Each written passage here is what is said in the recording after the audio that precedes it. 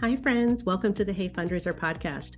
I'm your host, Mary, and whether you're a frontline fundraiser, the operations professional, a board member, or just somebody wanting to make an impact in your community, this podcast is for you. We cover all facets of fundraising, and our main objective is to give you ideas and inspiration to help you raise more money. Join us as we learn, grow, and make an impact together. Hey, fundraiser. We are going to dig into one of my favorite topics today, which is key performance indicators for your major gift officers. I was a major gift officer for many, many years, and I never really felt like I was measured on the right things. What I was measured on felt very disconnected, frankly, to the actual cultivation, solicitation, and stewardship efforts that I was doing day in and day out. Here's the deal. The success of your major gift officers can make or break your ability to deliver your mission. The gifts that your MGOs are working on are large, and they infuse much needed cash into the operation so that your organization can make, the amazing impact on the world that it makes. Today, I want to share with you my 5 favorite key performance indicators that are going to help drive the right work, help your major gift officers better understand their performance and their portfolio's behavior, and stay focused on major gifts. So let's first talk about what are KPIs. So this is the measurement of success for your major gift officer. That's why choosing the right KPIs is critical. Peter Drucker wisely said, "What gets measured matters." And he is 1000% right.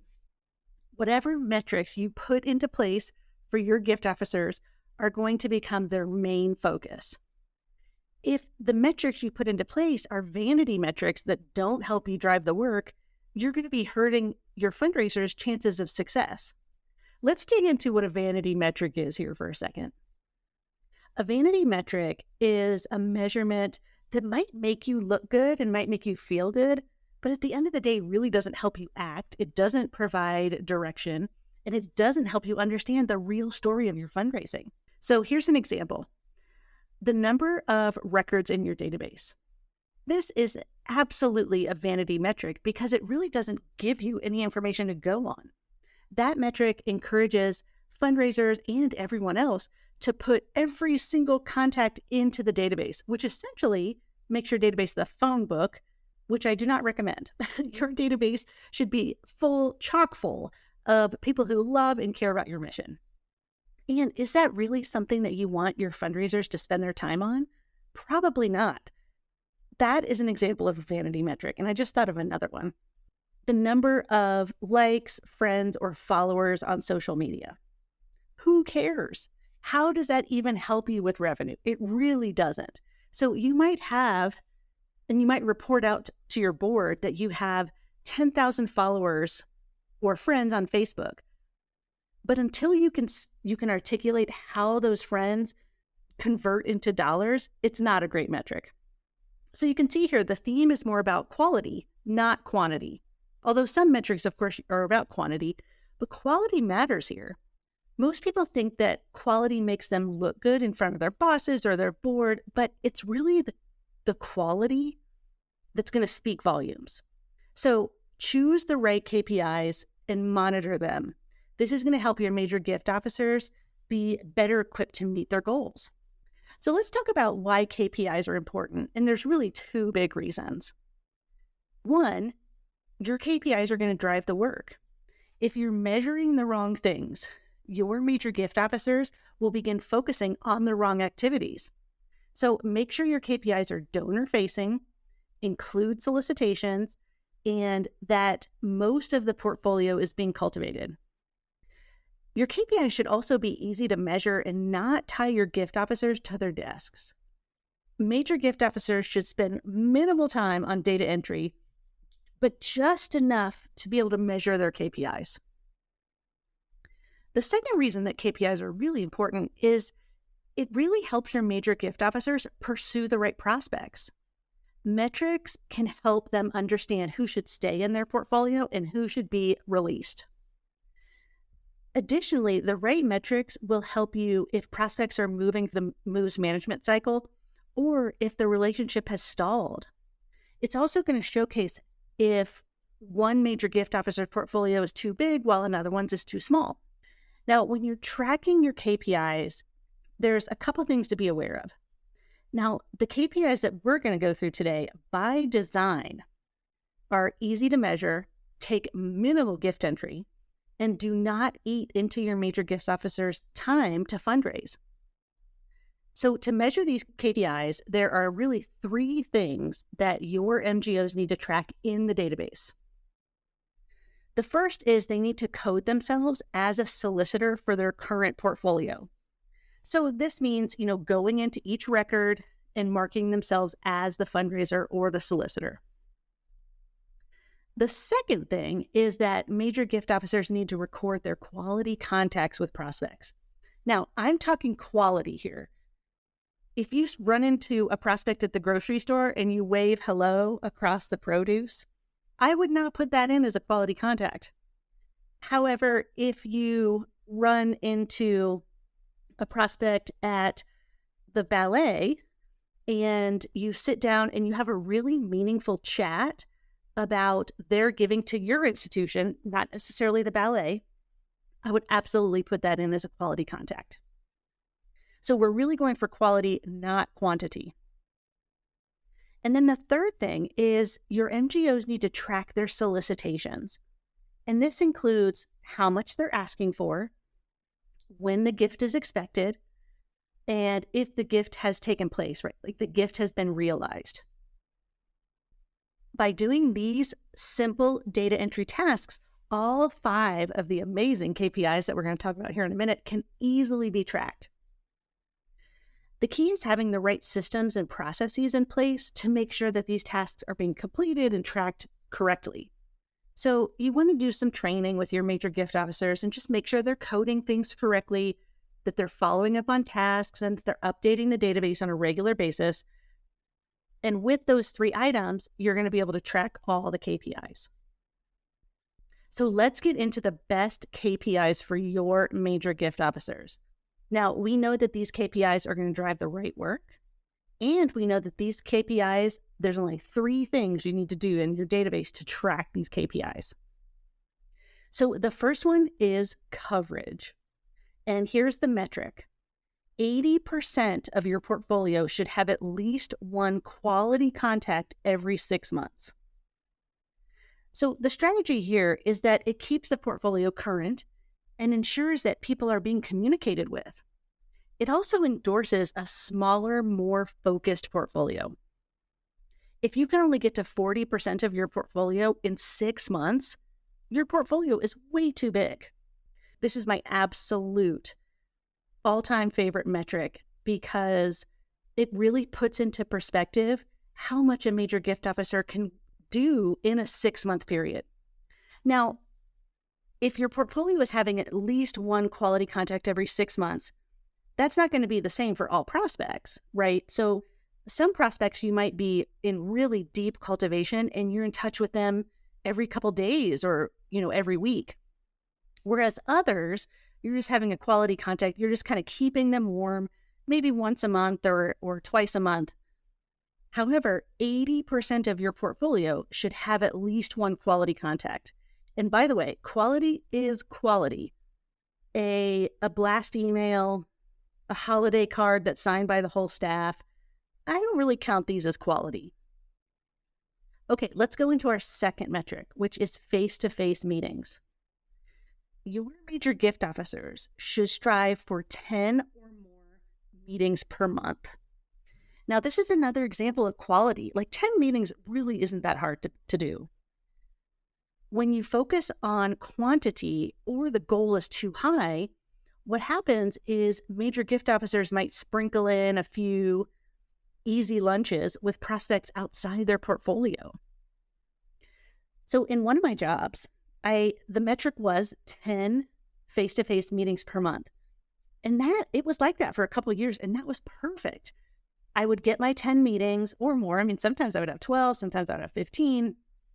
I always had at least 10, and they were quality. They were people that were in my portfolio. I was working my portfolio, and it just worked. Then management upped it to 15. And it was interesting because the leadership, they really didn't care who I met with. They just wanted to see 15 meetings on the books. So my colleagues and myself, what we would do is meet with anybody. We would meet with anybody just to meet that metric. And so let's take it out for a spin here. Let's say that I call a former board member who's not in my portfolio, but I know that he or she is going to meet with me because they love the organization and I've known them for many years. So I would go on that lunch and it would take me 20 minutes to drive there. And then lunch is 90 minutes and then 20 minutes to get back. That is almost 2.5 hours of my day spent on someone not in my portfolio and only to meet that metric of 15 meetings per month. Now, then a couple of months later, maybe 6 months later, they upped it to 18, which is bananas to me. So we're really talking about quality here. So the metric that I like is 10 or more meetings per month with people in your portfolio. Okay, metric number 3 is asks of $10,000 or more. Your major gift officers should have 5 or more solicitations every quarter. This makes sure that major gift officers are asking throughout the year and really infusing cash into the organization all year long.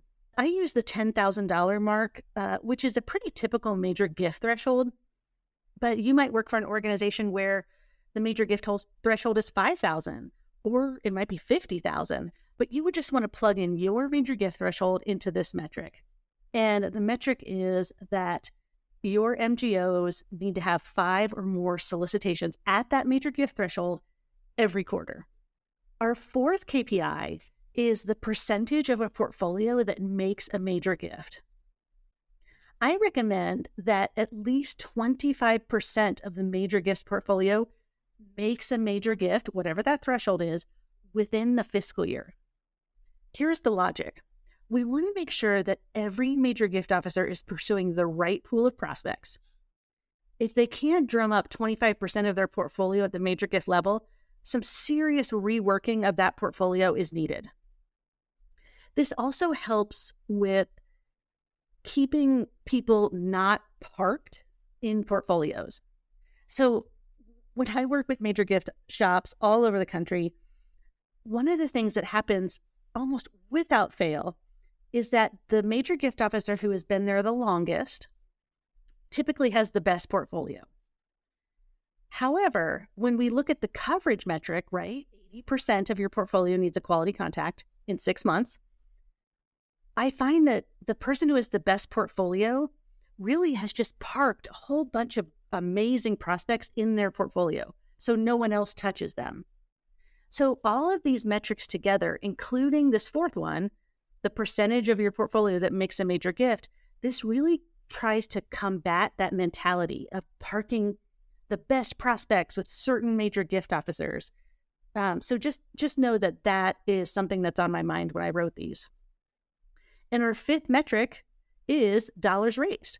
So this is, of course, tailored for each major gift officer. And this is the quickest and easiest way that you can measure your MGO's success. The major gift officer's goal should be challenging, but it should be attainable. So we as fundraisers, we love goals. We love metrics. As I mentioned, once that metric is set, by golly, we're going to go for it. Once that goal is set, we're going to do everything we can to attain that goal. One of the worst things you can do is set a goal for your major gift officers that's too high and not attainable. You want your major gift officers to be successful and feel successful. So these 5 metrics, they're really great metrics on their own, but where the magic happens is when you look at them all together. The first thing that's going to happen is it's going to create equitable portfolios. As I mentioned earlier, this is not going to be where people can park prospects in their portfolios for years and nobody works them except that one major gift officer. Not anymore. The other thing that it's going to do is it's going to curb major gift officers from closing maybe one or two huge mega gifts and meeting their goal. So let's just say I was a very lucky major gift officer and I had a $1.5 million goal. Well, if I closed, let's say $1 million goal, gosh, I only have $500K left. Well, these metrics make sure that you can't meet your goals by just raising the appropriate amount of money. Like, you have to meet all these metrics, which means that 25% of your portfolio makes a gift, that you have 5 solicitations at a minimum each quarter, that you're out there doing 10 meetings per month, and that 80% of your portfolio is being communicated with. So now that we've really talked through KPIs, how often should you review your metrics? Timely, holistic reporting on these metrics is really critical because at any given time, your major gift officers should be able to know exactly where they fall with these 5 metrics. Oftentimes, we see organizations just measure the one thing, right? Did the fundraiser meet their fundraising goal? The challenge with that is it's too easy to fall behind because there's this misperception that there's plenty of time to catch up. Like, all of a sudden it's October and you have a couple major gift officers that are only at 30% of their goal. So the metrics that we laid out today should be measured on a monthly, quarterly, and annual basis. So this allows you to really see and partner with your major gift officers. So if they're falling behind in one area, you know before it's Q4. If you work in a development shop where there are multiple gift officers, you might consider a shared dashboard so that everyone can see where everyone is. A little public pressure helps keep everyone focused on the right work, but you don't want to create too much competition because sometimes that can just become counterproductive.